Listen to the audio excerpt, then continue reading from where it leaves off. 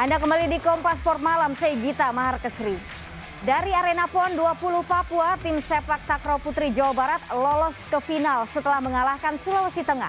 Sementara di cabang judo, tuan rumah mendapatkan tambahan 2 medali emas. Berikut hasil selengkapnya. Tim sepak takraw putri Jawa Barat melangkah ke final setelah menaklukkan Sulawesi Tengah di semifinal. Lena dan Leni menang 21-14 dan 21-6 dari tim Sulawesi Tengah. Di final, mereka akan ditantang tim putri Jawa Tengah.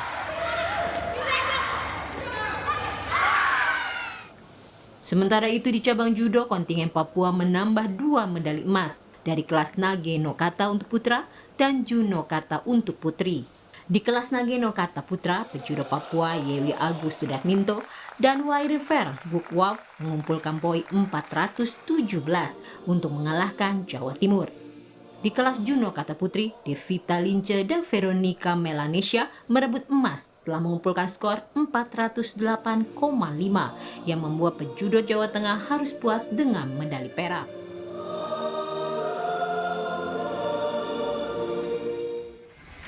Insiden jatuh terjadi di cabang olahraga Gantole, Pekan Olahraga Nasional.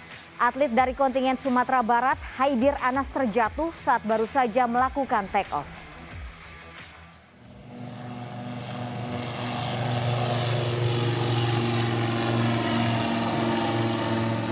Turun di nomor cross country, Haidir Anas melakukan take off dengan posisi tak stabil dan pada ketinggian 20 meter menukik ke kiri bawah dan jatuh di pertigaan Polres Kabupaten Jayapura.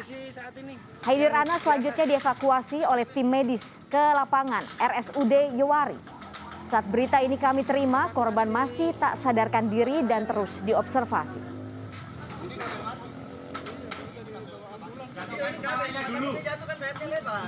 Kepalanya dulu aja, nggak apa-apa.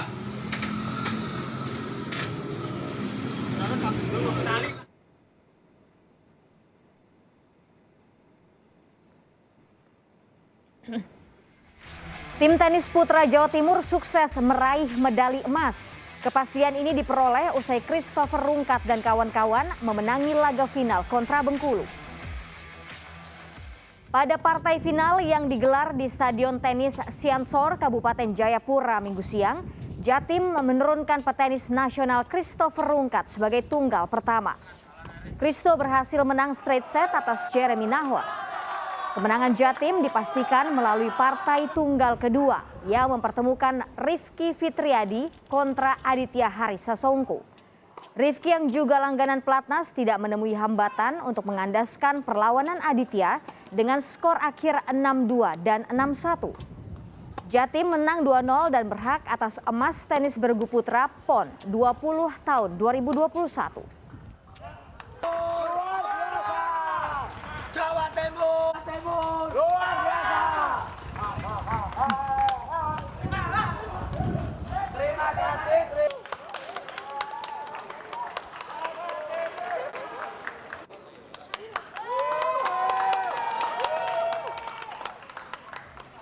Menteri Koordinator Bidang Pembangunan Manusia dan Kebudayaan Menko PMK Muhadjir Effendi meninjau venue Dayung PON 20 yang berada di Teluk Yotefa, Kota Jayapura, Papua, Sabtu pagi.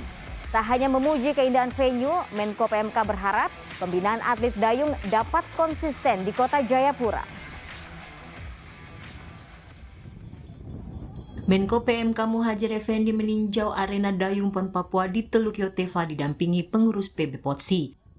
Sambil menyaksikan babak penyisian, lomba dayung kano dan kayak slalom, Menko PMK memuji arena dayung dengan keindahan hutan dataran rendah hingga mangrove di Teluk Yotefa.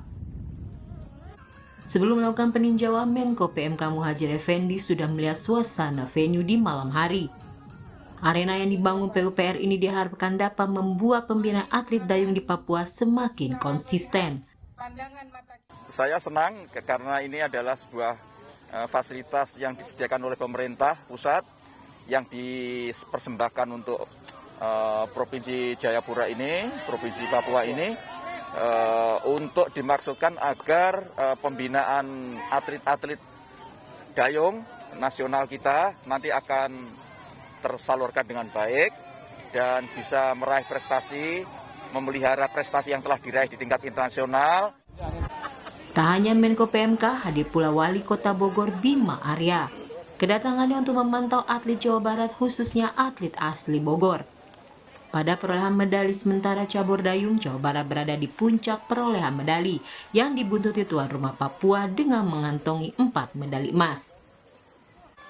Rinlinta Niken, Arif Rahman, Kompas TV, Jakarta.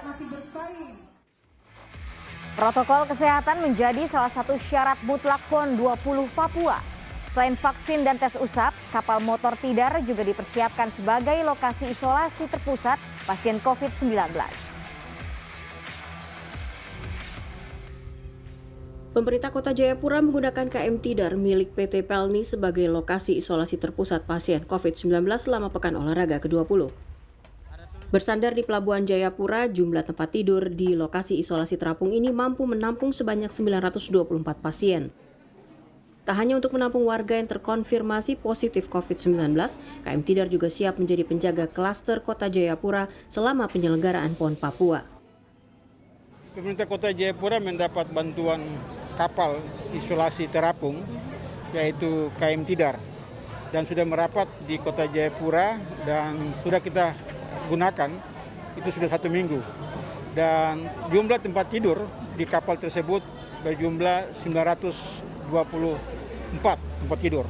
Ini luar biasa, dan kapal ini bisa menampung seluruh masyarakat Kota Jayapura yang positif. Juga kalau atlet-atlet PON yang positif bisa kita isolasi mandiri di kapal terapung tersebut. Berarti ini sebuah antisipasi dari Kota Jayapura ya Pak ya? Ya, saya sudah bilang kepada Pak Menteri Perhubungan kalau kita pakai kapal ini sampai dengan PON selesai. Dari update terbaru, jumlah pasien di KM Tidar kini telah jauh berkurang. Presentasi masyarakat yang telah mendapatkan vaksin pun telah melebihi 50%. Warga Jayapura diharapkan lebih taat prokes, terutama di saat penyelenggaraan PON Papua. Vindi Rakmeni, Kompas TV, Jayapura, Papua. Ajang multi-event selalu membawa berkah untuk para pedagang. Tak terkecuali dengan PON ke-20 di Papua. Para pedagang yang berjualan di sekitar venue selama PON mendapat berkah dari para penonton yang datang untuk menyaksikan pertandingan. Pekan Olahraga Nasional ke-20 yang diselenggarakan di Papua dimanfaatkan dengan baik oleh para pedagang yang berjualan di sekitar venue.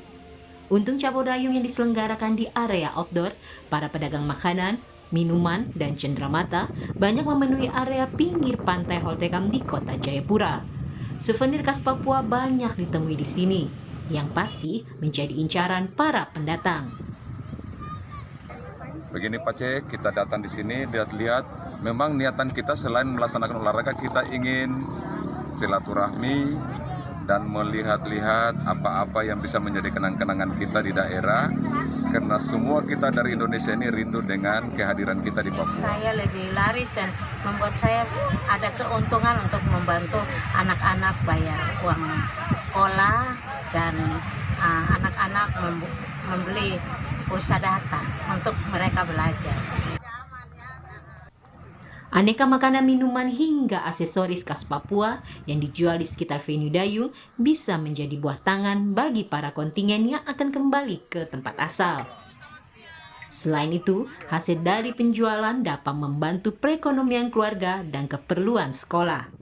Bagi kontingen, kehadiran para penjual yang ada di sekitar venue sangat memudahkan para kontingen yang ingin mencari cenderamata.